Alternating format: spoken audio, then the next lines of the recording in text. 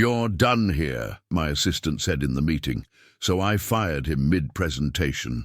The sterile hum of the projector was the only sound that dared to intrude on the suffocating silence of the boardroom. Across the polished mahogany, faces blurred into a sea of blank stares, a collective testament to my own soaring ambition and their utter irrelevance. My words, sharper than surgical scalpels, dissected their half-baked proposals, each syllable laced with the venom of impatience and the cold, hard certainty of my own superiority. I saw it then, a flicker of something in Liam's eyes, not fear, not defiance, but a weariness that cut deeper than any insult I could muster. He was my assistant, a shadow I'd cultivated, a tool I'd honed, and in that moment, he was failing me. He fumbled with the remote, his hand betraying him with a tremor, and a wave of incandescent rage, hot and immediate, washed over me. It was the culmination of 1,000 tiny slights, 1,000 perceived inefficiencies, 1,000 moments where his quiet competence had been overshadowed by my own volcanic ego. This wasn't just a presentation. It was my stage, my kingdom, and he was a bumbling fool who had dared to stumble. "You're done here," I spat, the words tasting like ash and triumph on my tongue. The room collectively inhaled, a single sharp intake of breath that was swallowed by the ensuing silence. Liam's gaze snapped to mine, the weariness replaced by a raw, exposed hurt that I deliberately ignored. His mouth opened, then closed, the unspoken plea of visible weight in the air. I didn't flinch. I never flinched. I was the architect of this empire, and architects didn't allow for sentimentality.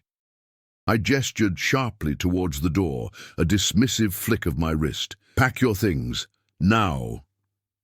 My assistant, Liam, a man who had navigated the labyrinthine corridors of my expectations for 3 years, a man whose quiet dedication had been the unseen scaffolding of my success, was summarily dismissed. The presentation, my meticulously crafted masterpiece of corporate dominance, ground to a halt.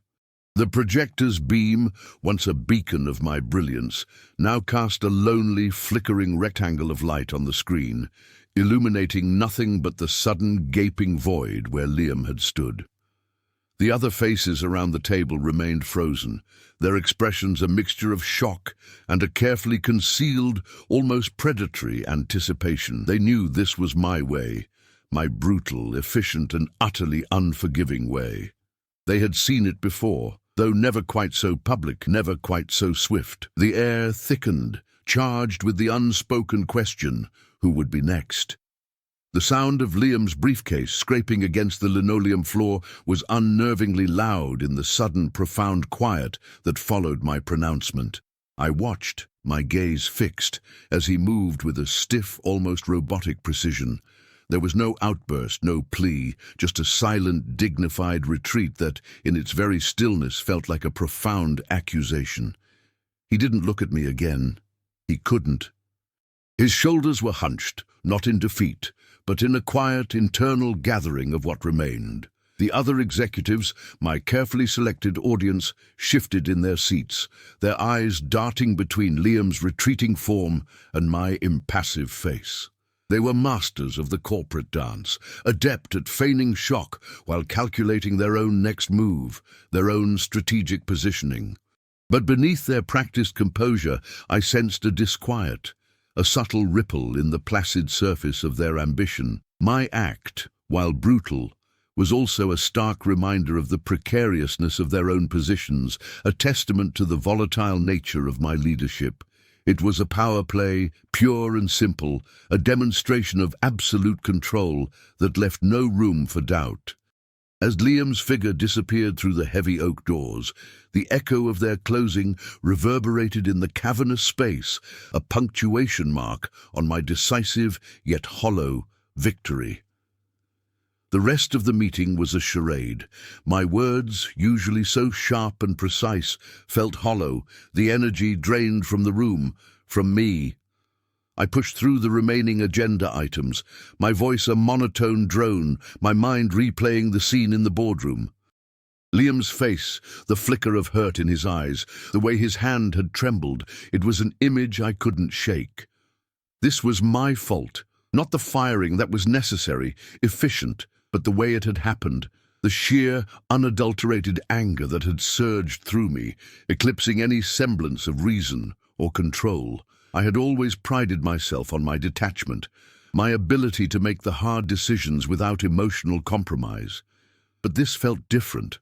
This felt ugly.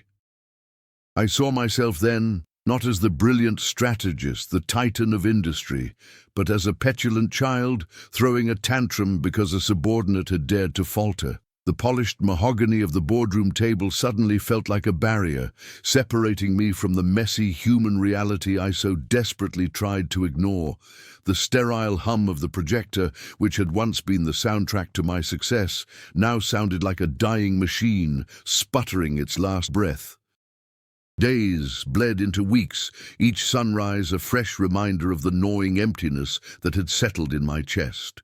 The deals still closed, the profits still soared, but the exhilaration was gone, replaced by a dull ache.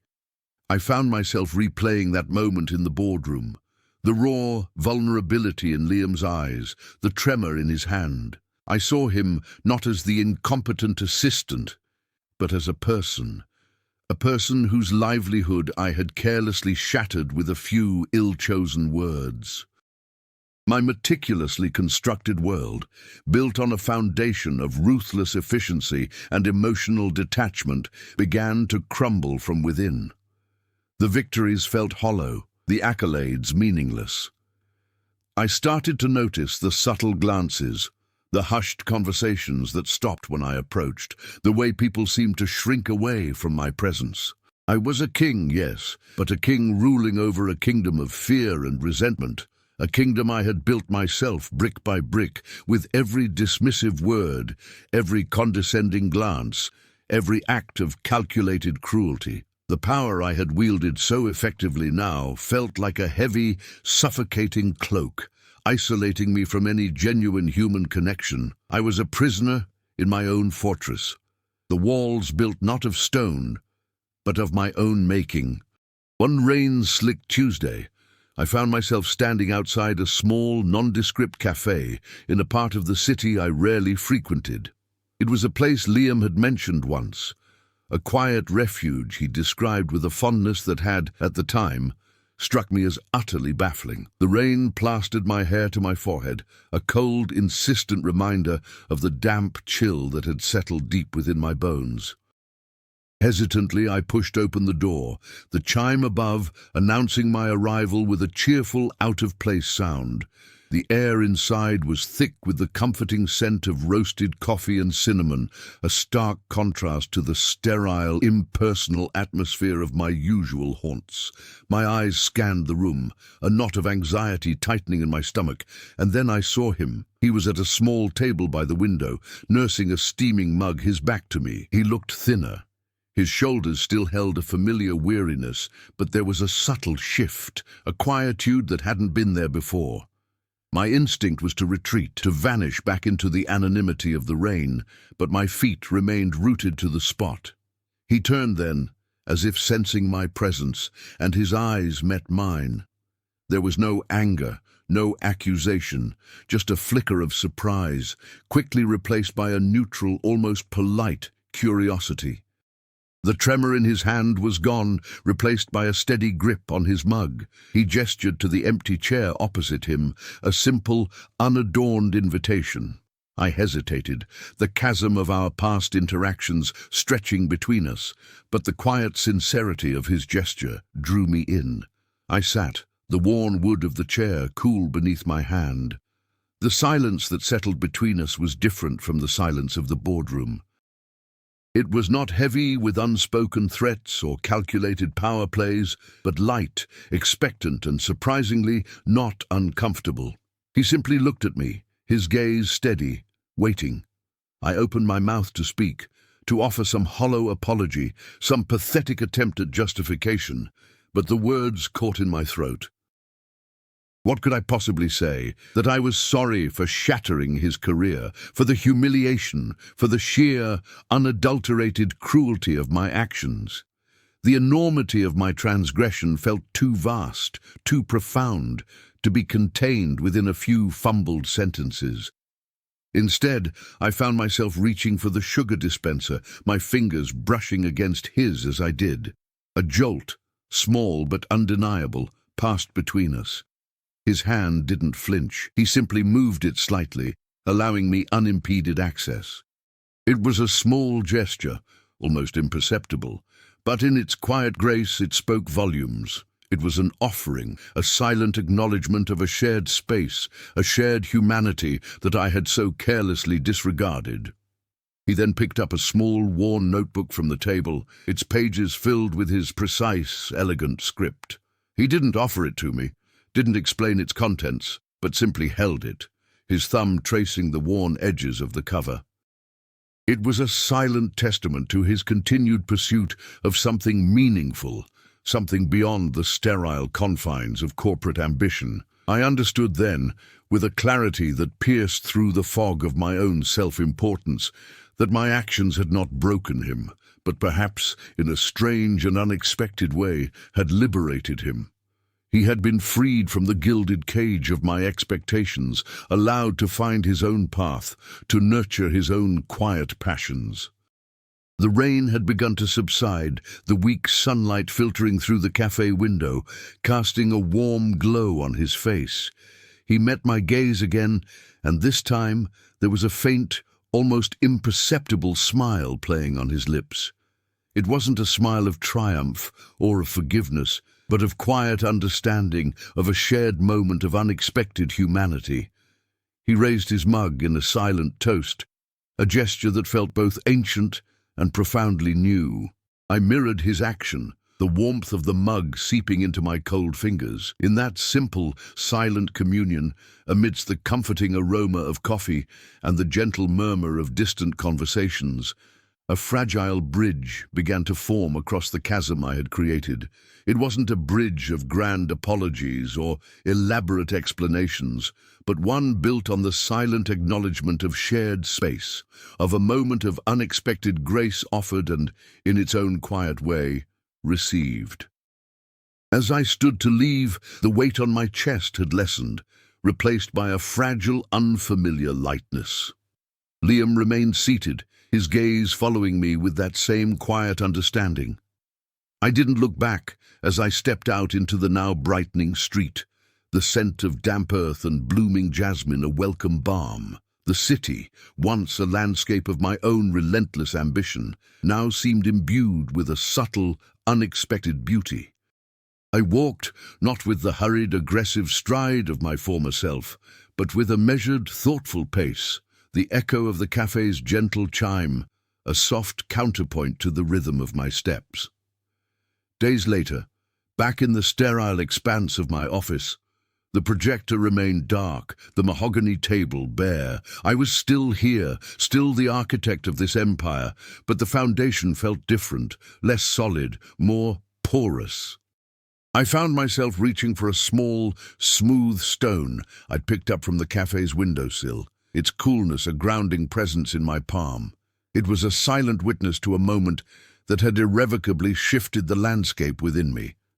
The deals still closed, the profits still soared, but now, a quiet hum beneath the surface of my ambition, a new understanding had taken root.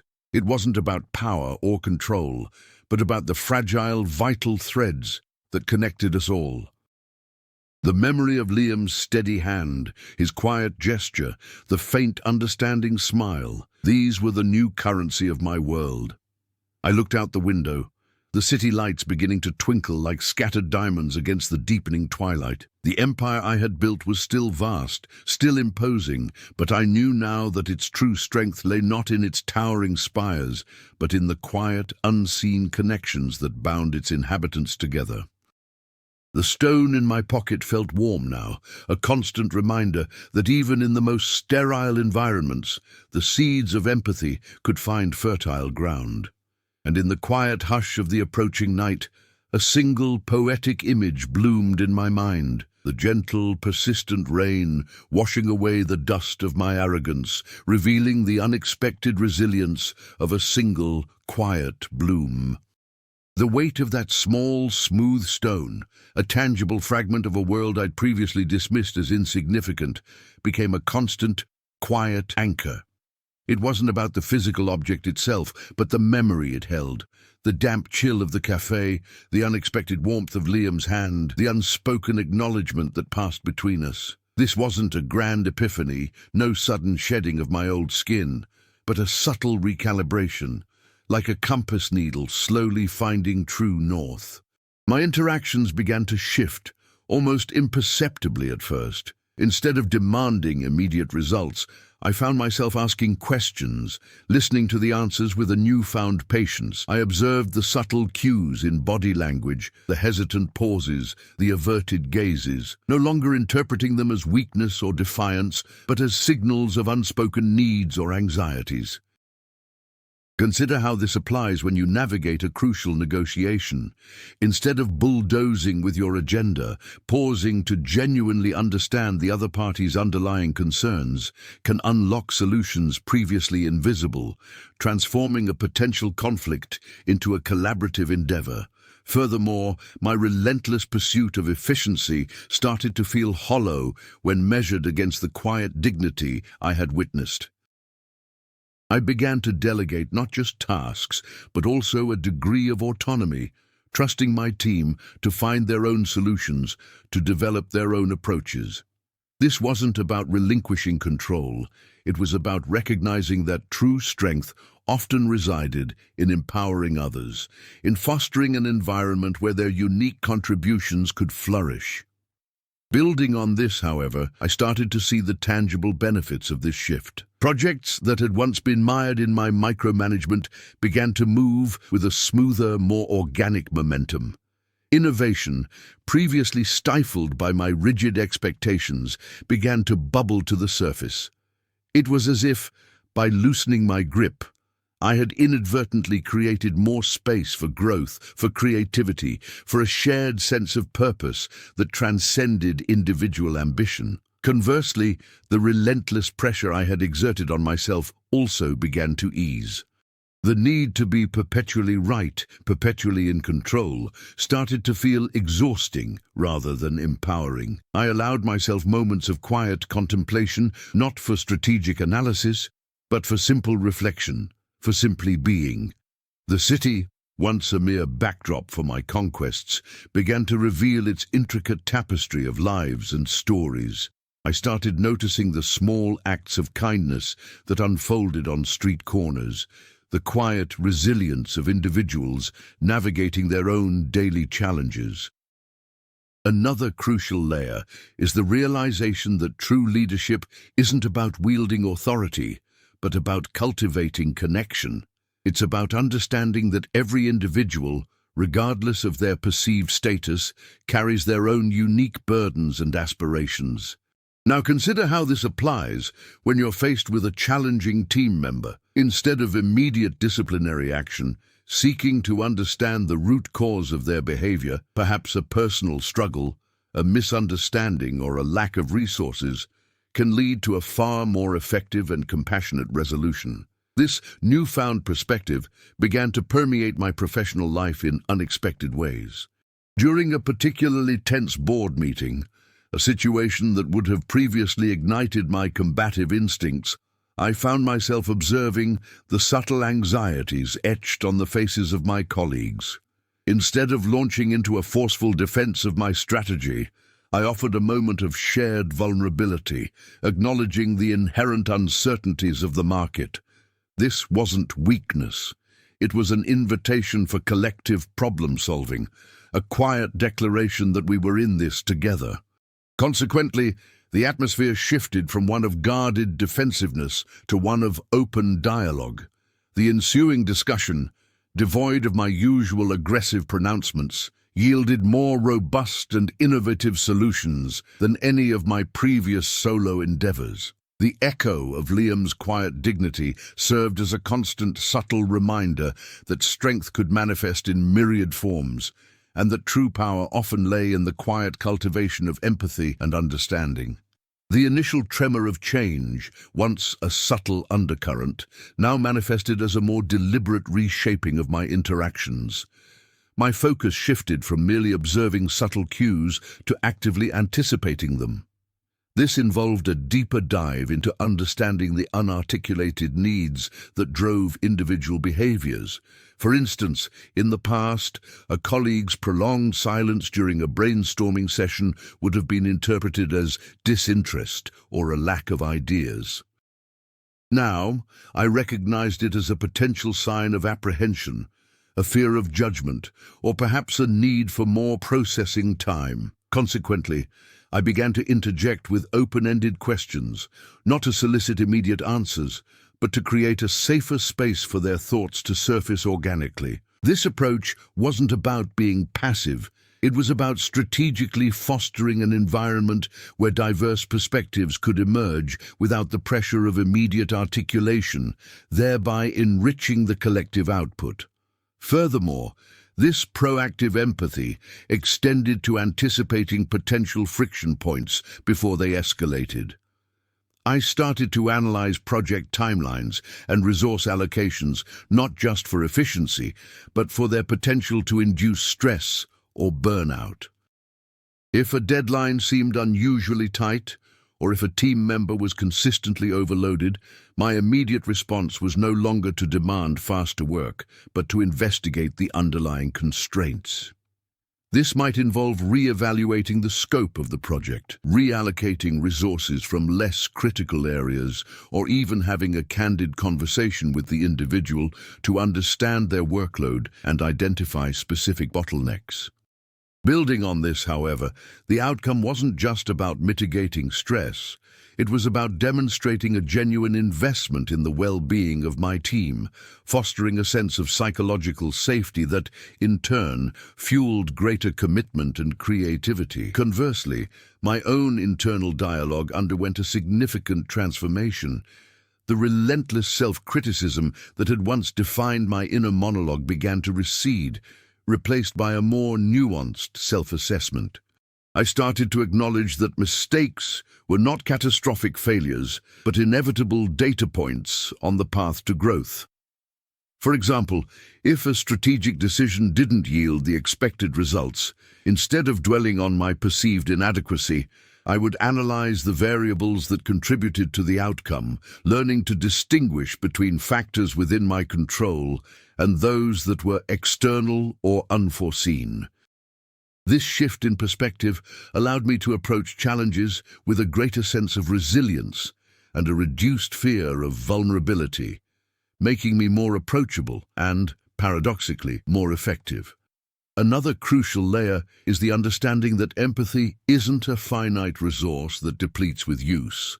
Rather, it's a capacity that expands with practice. Each instance of actively listening, of anticipating needs, of offering support without expectation, seemed to deepen my ability to connect with others on a more profound level. Consider how this applies when you're mentoring a junior colleague who is struggling with a complex task. Rather than simply providing the solution, patiently guiding them through the problem-solving process, asking probing questions that stimulate their own critical thinking, and celebrating their incremental successes not only builds their confidence, but also reinforces your own capacity for empathetic guidance. This iterative process of engagement and understanding cultivated a more robust and sustainable form of leadership, one that was less about individual brilliance and more about collective flourishing. The subtle shift in my demeanor wasn't a conscious decision, but rather a gradual erosion of my former self, like a coastline reshaped by persistent tides. My interactions began to exhibit a new quality, an active, almost intuitive anticipation of unspoken needs.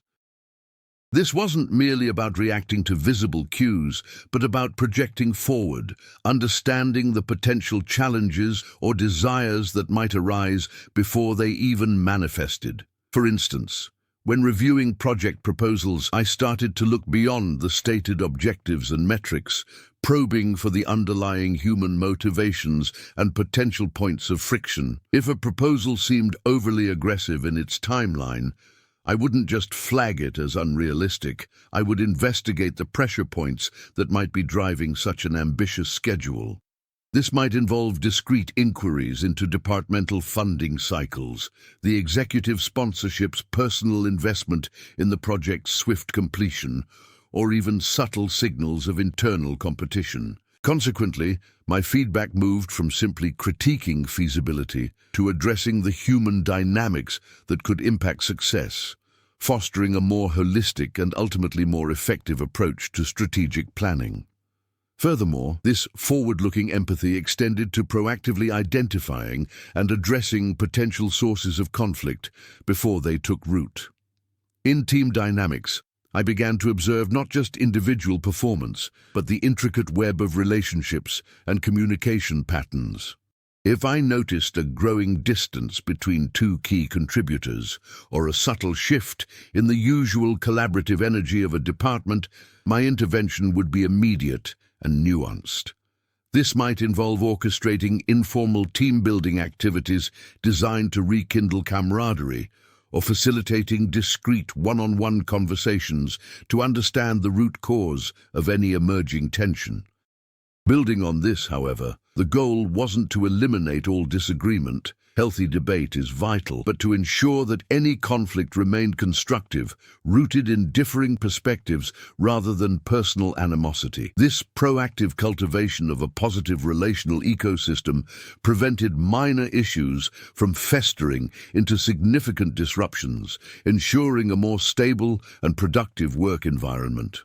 Conversely, my internal landscape had transformed from a battleground of self-criticism to a space of reflective curiosity. The relentless pursuit of perfection, once my driving force, had been replaced by an appreciation for the learning inherent in imperfection. When faced with setbacks, my initial reaction was no longer self-recrimination, but a calm, analytical inquiry into the contributing factors.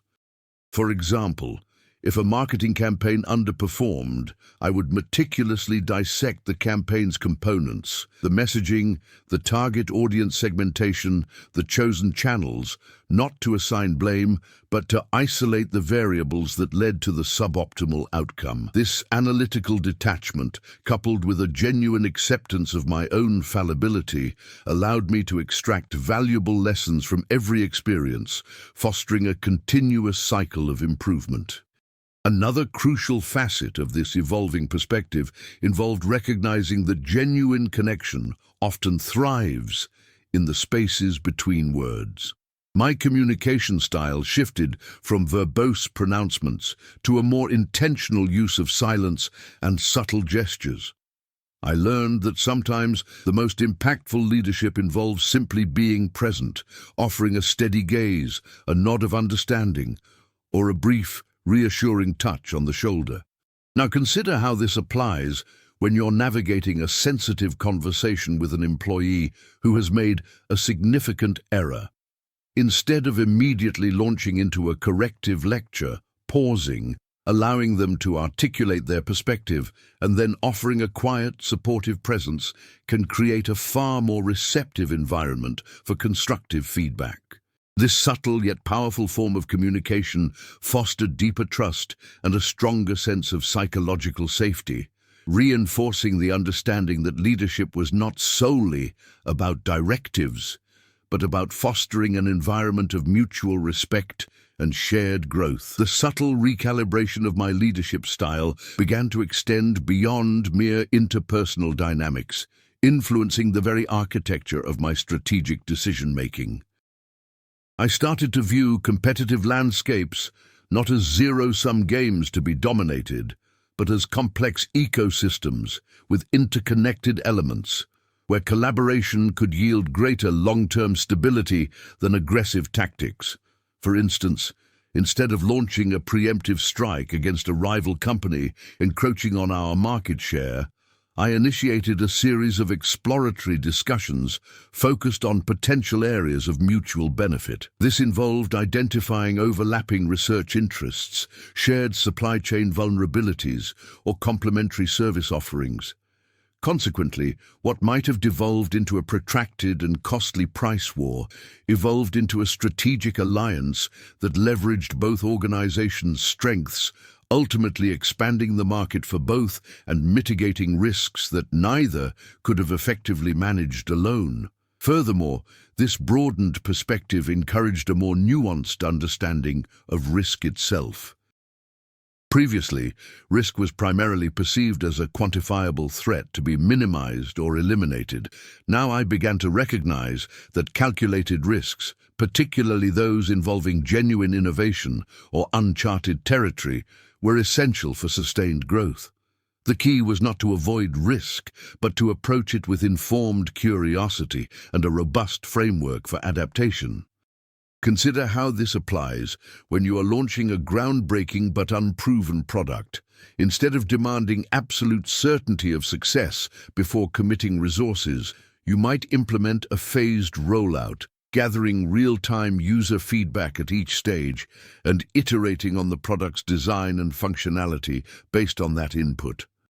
This iterative approach transforms an inherently risky endeavor into a dynamic learning process, allowing for course correction and maximizing the probability of a successful outcome by embracing, rather than fearing, the unknown.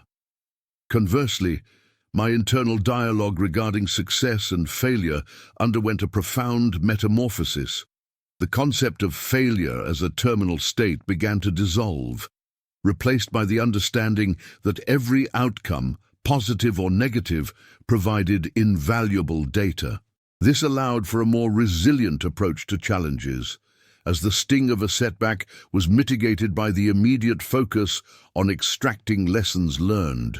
For example, if a new initiative failed to meet its initial targets, my immediate response was not to assign blame or dwell on the disappointment, but to convene a post-mortem analysis. This involved dissecting the entire process, from conception to execution, identifying not only what went wrong, but also what, if anything, went right, and what unexpected insights emerged.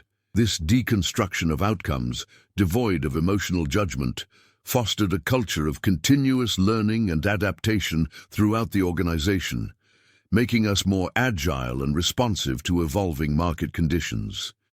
Another crucial layer in this evolving paradigm was the recognition that true innovation often arises from embracing ambiguity, not eradicating it.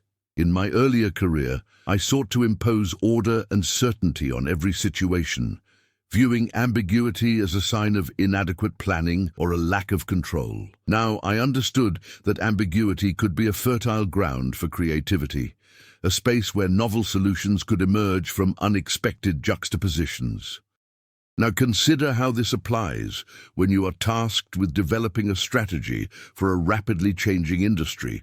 Instead of attempting to predict every future scenario with absolute certainty, you might focus on building organizational agility and developing a core set of adaptable principles that can guide decision-making across a range of potential futures. This approach acknowledges the inherent unpredictability of complex systems and prioritizes the capacity to pivot and respond effectively, rather than clinging to rigid, potentially obsolete plans. The transformation wasn't merely about softening my edges, it was about fundamentally re-evaluating the very definition of strength.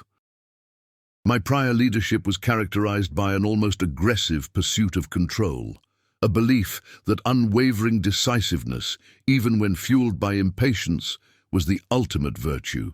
This new perspective, however, recognized that true strength lay in vulnerability, in the courage to admit uncertainty, and in the willingness to empower others to fill the gaps in one's own knowledge. For example, when confronted with a complex technological challenge that lay outside my expertise, my initial instinct would have been to overcompensate, to feign understanding, or to delegate with overly prescriptive instructions. Now, I would openly acknowledge my limitations, actively seek out the most knowledgeable individuals within my organization, and empower them to lead the charge, providing them with the necessary resources and autonomy. This wasn't a sign of weakness. It was an astute recognition that leveraging collective intelligence far surpassed the efficacy of individual command, fostering a deeper sense of ownership and innovation among those entrusted with the task. Furthermore, this paradigm shift extended to how I perceived and managed organizational inertia. Previously, I viewed resistance to change as an obstacle to be overcome through sheer force of will or strategic maneuvering.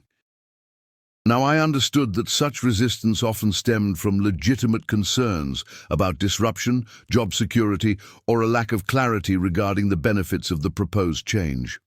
My approach evolved from imposing change to facilitating it.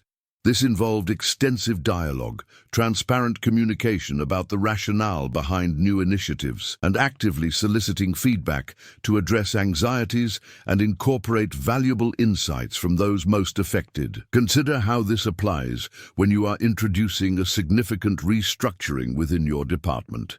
Instead of simply announcing the new organizational chart, you would engage in a series of town hall meetings, Q&A sessions, and one-on-one consultations to explain the strategic imperatives, address potential concerns about role changes, and collaboratively refine the implementation plan. This empathetic approach not only reduced friction, but also built buy-in, transforming potential detractors into active participants in the change process. This journey wasn't about acquiring new skills or mastering complex strategies. It was about unlearning, about shedding the armor of arrogance and embracing the quiet power of vulnerability. The relentless drive for external validation had been replaced by an internal compass, calibrated by the subtle nuances of human connection. The fear of appearing weak, once a paralyzing force, dissolved when replaced by the understanding that true strength lay in authenticity, in the courage to admit limitations and to seek wisdom from those around us. The city, once a mere stage for my ambitions, transformed into a vibrant tapestry of interwoven lives, each thread contributing to a larger, more meaningful whole. The sharp edges of my past self hadn't vanished, but had been smoothed by the persistent flow of experience, like a stone polished by the river's constant embrace. The true practice begins now, not in grand pronouncements, but in the quiet, deliberate cultivation of presence, in the mindful observation of the world, not as a battlefield to be conquered, but as a garden to be nurtured. The subtle art of listening, the profound impact of a steady gaze, the quiet strength found in acknowledging shared humanity, these are the enduring lessons, the quiet echoes that resonate long after the boardroom door